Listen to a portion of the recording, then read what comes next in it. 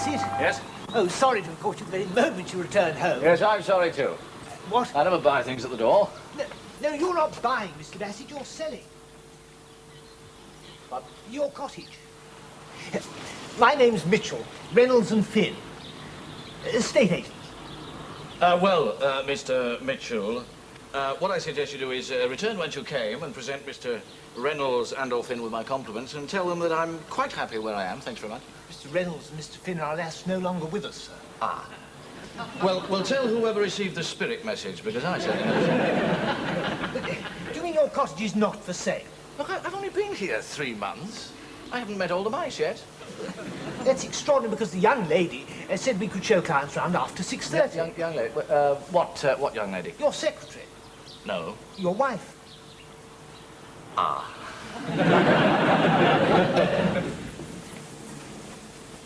She gave us the fullest details of the cottage. Excuse me. Oh. And great interest has been shown. Well, am I to familiarise myself with the place or not, sir? Clients are on their way. Oh! Listen. Hello, George. Did you ring Reynolds and Thingy? Oh, Reynolds and Finn. Finn, yes, who, alas, are no longer with us. Did you ring them? Come on, you did, didn't you? Yes, I did. You had the bloody cheek to put my house on the open market. Well, I thought I'd save you the trouble, George. I know how busy you are. I'm going to be even busier, aren't I? We're conducting tours going on all night.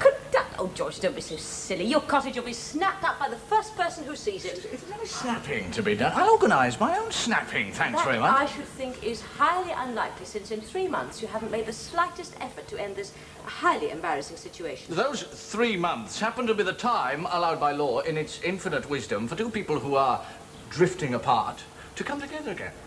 To sort out their problems, to recognise their differences. And what did we do? We drifted further apart. Yes. Yes, because one of those 2 people didn't make the slightest effort. They never gave an inch. Well, George, it's awfully nice to hear you admit your failings, but the decree absolute was signed and sealed a week ago, and the law, in its infinite wisdom, would be the first to agree that it has been wasting its bloody time. Well, why don't you move? Because you said you would. Certainly did not. Several times, if things didn't work out. Oh, yeah. You said you'd move if things didn't work out. Yes. Oh, you remember? Yeah. Well, then. Yeah, well, I only said that because I thought things would work out. Well, they haven't. No. So it's time to lead the separate lives that we should have started leading 3 months ago. And quite frankly, George, I do not get that feeling of freedom and independence if I'm living so close to you that I can practically hear you change your socks.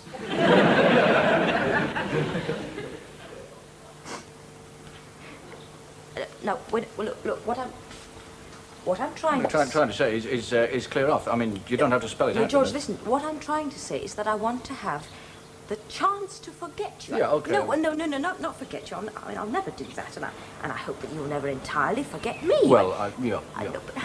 Look, I didn't get on to Reynolds and Finn in a fit of pique or anything like that. It was just because You wanted to hear somebody else change their socks, yeah. You'll get a super price. Oh, do you think so? Oh, I mean, property's gone right up. Oh, yeah, then there's the improvements I've made. You know, the cigarette burn on the mantelpiece and the broken window I chucked the burnt risole through, yeah. No, it's just that up until the decree absolute, I rather felt that we'd be hiring somebody to knock a hole through that wall. Well, I think we both felt that, didn't we? Mr. and Mrs. Fielding, my name's Mitchell. But I think you've got some customers. For my desirable room. Yeah, you better go and polish up that cigarette burn. Well, I'll go and vet them anyway. Just vet them? Well, I want to make sure that the right sort of people are living door to my ex-wife. You will go ahead with it, George. Pardon? The move. Of course I will, darling. You wouldn't try and get out of it. Look, I'm a man of my word, I mean, you know that. Well, I'm a man of most of my words. Mr. Bassett, I was just telling these clients there seems to have been some mistake. No mistake. No, do carry on. Really? Oh, that is good news, because you appeared not to know about... Yeah, well, one of my secretaries, well, you can't keep tabs on everything, can you? Oh, indeed not, no. Well, this is Mr. and Mrs. Fielding, Mr. Bassett, who owns the property. How do you do? How do you do? Well, It looks quite beautiful, doesn't it, darling? Almost attractive, yes. Oh, well, thanks. Thanks very much. Do come in, will you? Thank you, Sam. Yes. After you, my dear.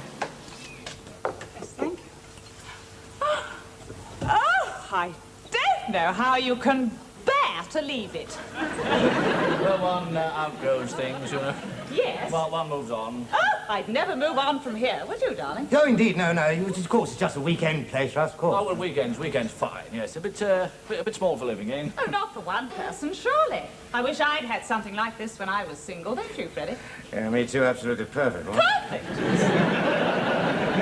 Yeah, but still, we mustn't say too much, my dear. I mean, after all, Mr. Bassett might change his mind. Oh, dear. Oh, dear, that would never do, would it? No, indeed. No, but honestly, Mr. Bassett, we have looked at dozens of cottages, and we haven't found one that could hold a candle to this. Oh, not a candle. Candle, Candle. yes, And you're so handy for the train and the buses. Yes, I mean, the M4 so near. Yes, but you'd never dream it. Oh, it's paradise. You must have awfully strong reasons, Mr. Bassett, for wanting to leave all this. Yes, well, working in London, no. Oh, London. Don't talk to us about smelly old London. That's where we're buying a weekend place. Have you got your new place yet? Oh, well, obviously you have. Otherwise, this little piece of heaven wouldn't be on the market. But didn't you find everything a price? Price, You're yes, doubled yes. in the last year, our wages. And for what? For absolute rubbish. Oh, rubbish. And anything decent, the earth. Yeah. Well, we mustn't hold Mr. Bassett up. Would you like to see the kitchen? Nothing. Oh, thank you most awfully. Yeah. Where are we? Here. Through here. Oh, it's divine. Oh, Freddie, this is our lucky day. Oh, darling, it's simply heavenly. Look at that super window. Oh, darling, can you imagine having breakfast here and staring out that... Oh, my next place is not completely settled, you know. I beg your pardon? What was that? Sorry. No, just saying. One of my secretaries jumped the gun a bit. You mean this place isn't for sale yet? Well, until my London place is finalised. Yeah, no, just a minute. I mean, supposing your London place isn't finalised. Well, I'll just have to go on roughing it here for a bit. Oh dear. Mr. Bassett, I've arranged that for appointments here tonight. Not with me, you didn't. Well, Mr. and Mrs. Fielding, I don't know how you feel about this. Well, even if we have to wait, I'm still very keen, aren't you? Oh, very keen, yeah. I'd be awfully grateful, Mr. Bassett, if you'd give us first refusal. We're in no hurry. No hurry, no. And we'll just have to pray that your new place comes through. Yes. Well, of course, there is the big drawback. The neighbour. Next door. Next door. Yeah, she's a nymphomaniac.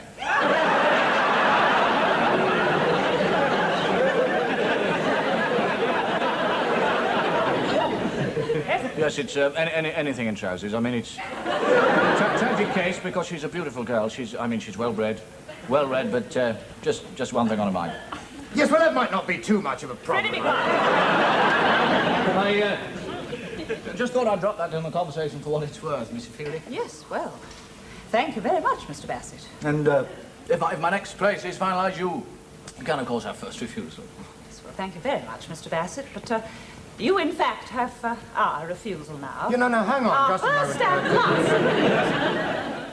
And I would just like to say, Mr. Bassett, that we do appreciate your honesty. Well. Don't we, Freddie? Oh, yes, enormously. Yes. Yes, absolutely. Oh, excuse me. I'm so sorry to interrupt. No, not at all. I'm from next door. And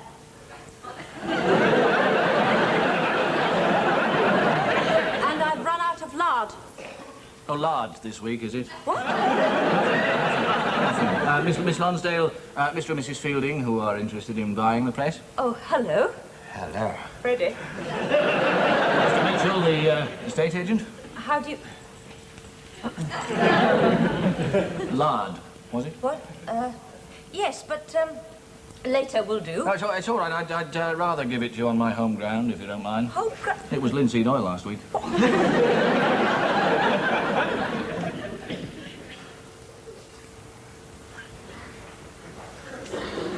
Next door, eh? Yes. Yeah. Well, we must be going. Do you like the place? Oh, yeah, very much, yes. We have things to discuss. Well, if there's anything that I can help you with, don't hesitate to call. Oh, thank you. Ready? It'll be nice to have a man around the house, won't it? Oh, for the odd jobs, yes. Actually, he flatters himself he's not that good.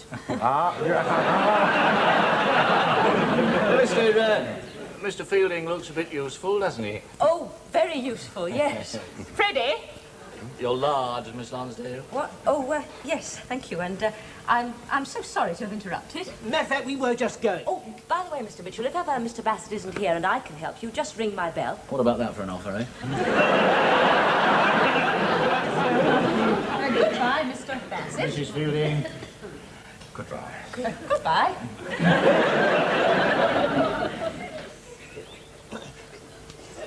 Busy, George, so if you wouldn't mind. Oh, yeah, so, no, I actually just popped in to tell you that there's somebody else coming to look over the cottage. A man. Yeah, well, I just thought I'd let you know, that's all. Excuse me. Yes, there we are. I mean, think of the thrill of hearing somebody else change their socks at night. I mean, the snap of his manly suspender, the reassuring creak of his bed in the night. Would you mind? Well, you never know. I'm not your type, darling. You know what I mean? I mean, big shoulders, square jaw, and hair peeping through his shirt. Excuse me. I'm looking for Mr. Mitchell of Reynolds and Finn. Yes, he's next door. Oh, thanks so much. Sorry, I wasn't sure which cottage. My father made the appointment. Thanks. Not at all. Well, you were right, George. You might be my type. No, just a minute. No. You know, I thought you were leading me on just now. I'm very sorry I misjudged you. No, just a minute. Absolutely an ideal size for one person, Mr. Hargreaves. Oh, here comes Mr. Bassett, who owns the cottage. This is... We met, yes. Really? Next door, briefly. Alan Hargreaves, how are you? I'm sorry, I didn't realize this was your place. I imagined you were a married couple. Did you?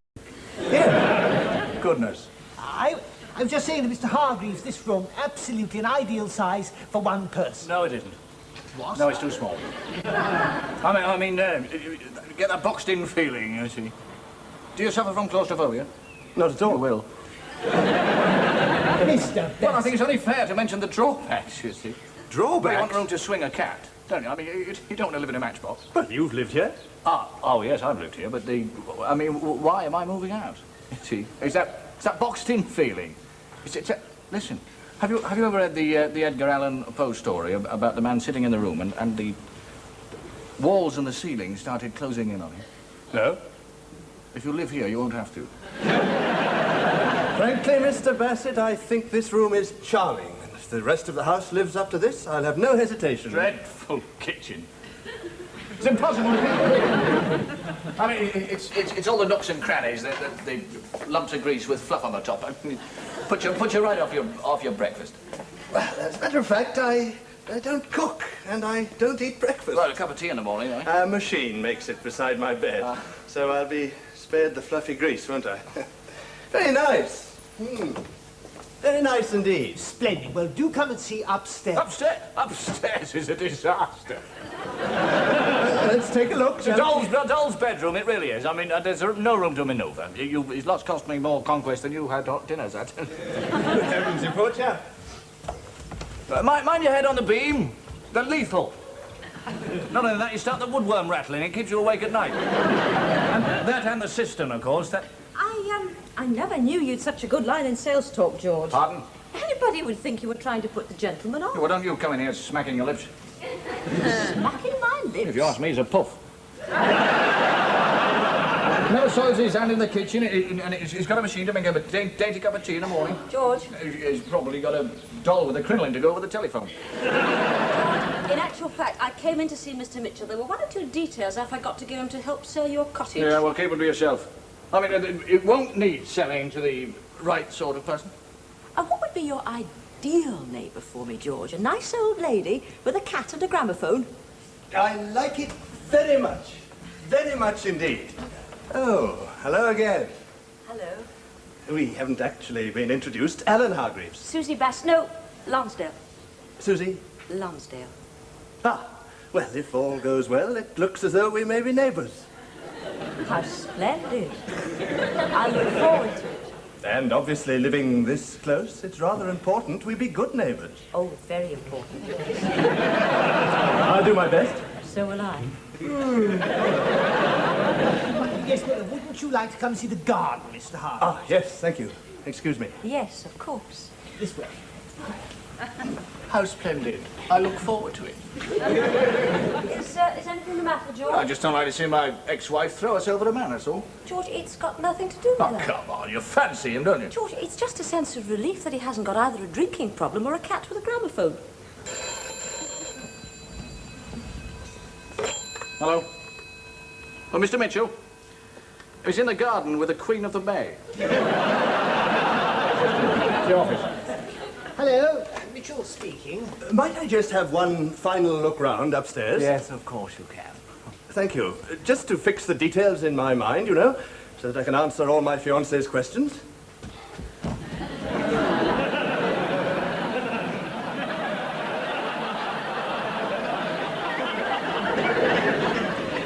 How splendid. I look forward.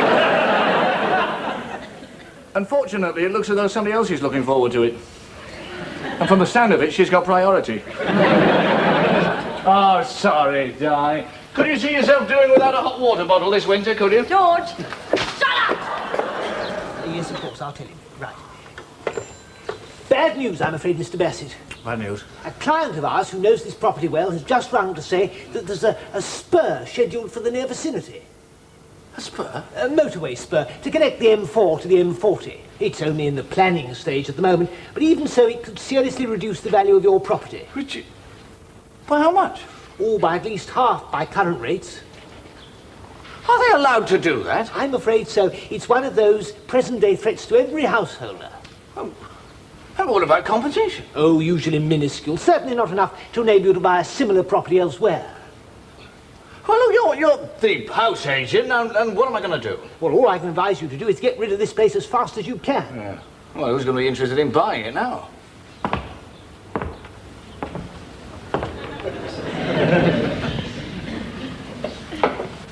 Well, I think I have all the details in my head now. With water?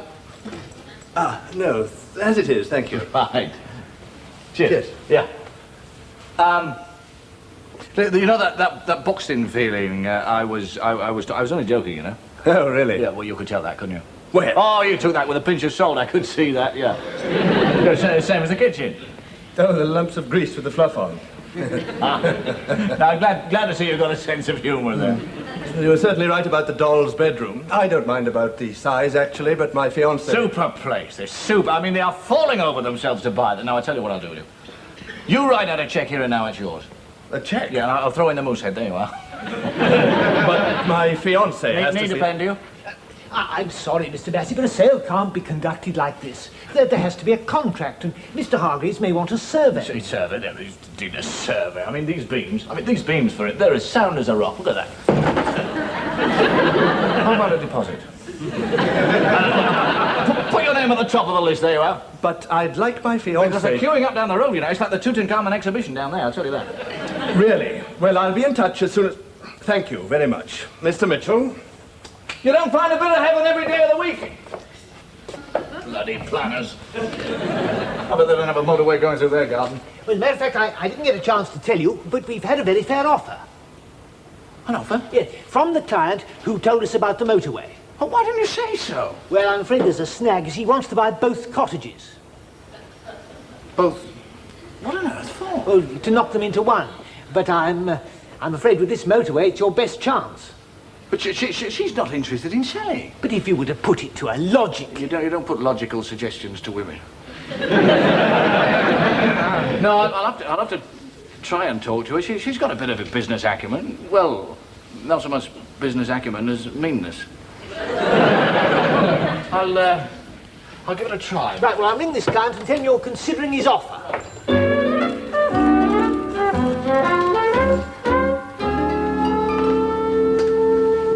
Hello, darling. I'm just about to have my supper, George. Yeah, carry on. Yeah. No, I just wanted to have a little chat. And if you nick one of my chips, I'll chop your finger right off.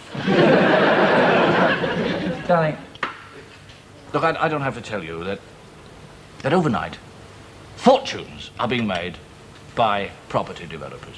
By gazumpers, you mean? People with business acumen, people one step ahead of the field who've got an eye on the market. I don't usually read the Financial Times at the table. Buying at the right time and selling at the right time. Now, happily, I'm in a position to be able to offer you a 100%, 18-carat, surefire... I never gamble.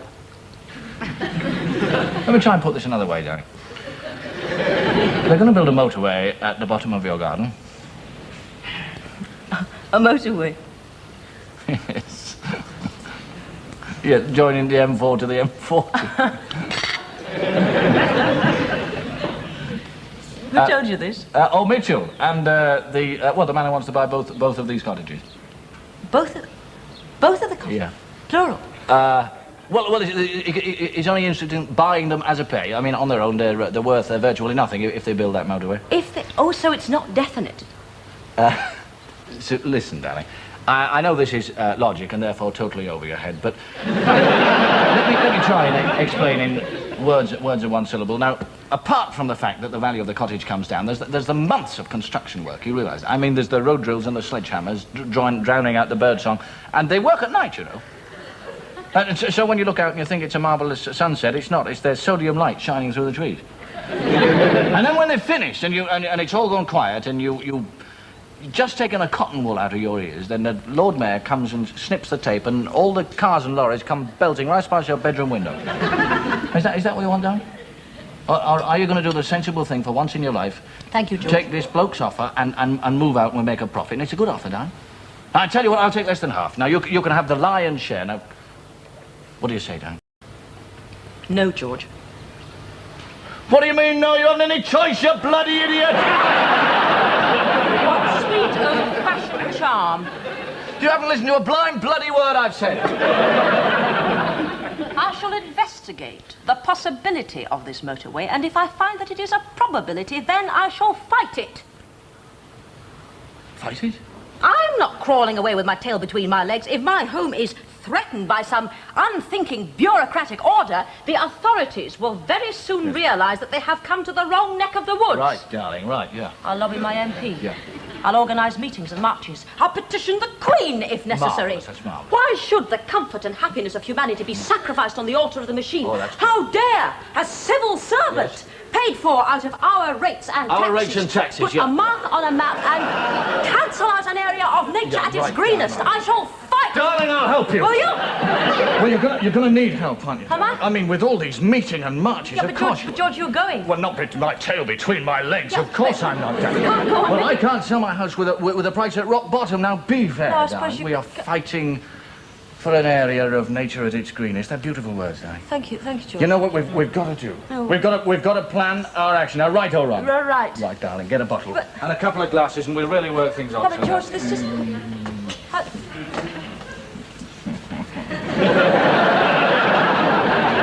Land of hope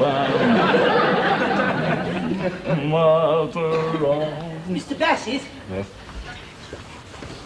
Splendid news about this motorway threat. I've just checked up and it's due to be cancelled.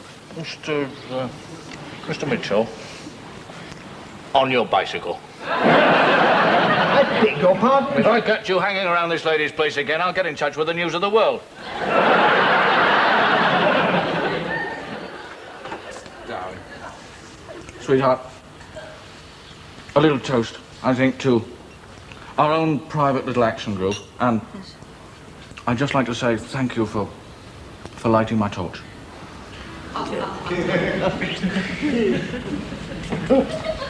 Hello.